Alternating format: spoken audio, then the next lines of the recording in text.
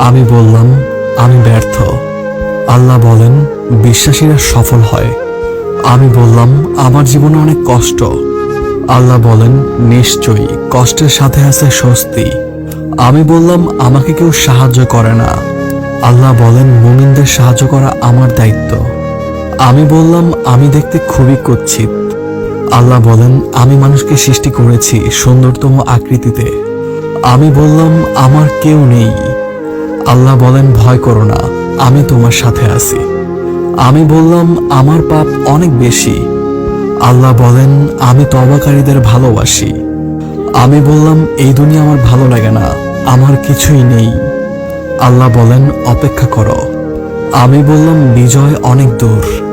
আল্লাহ বলেন, আমার সাহায্য খুব কাছে। আমি বললাম, আমার জীবনে খুশি নেই। আল্লাহ বলেন, শীঘ্রই আমি তোমাকে এত বেশি দিব যে তুমি খুশি হয়ে যাবে। আমি বললাম, আমি সবসময় হতাশ। আল্লাহ বলেন, তোমরা নিরাশ হইও না।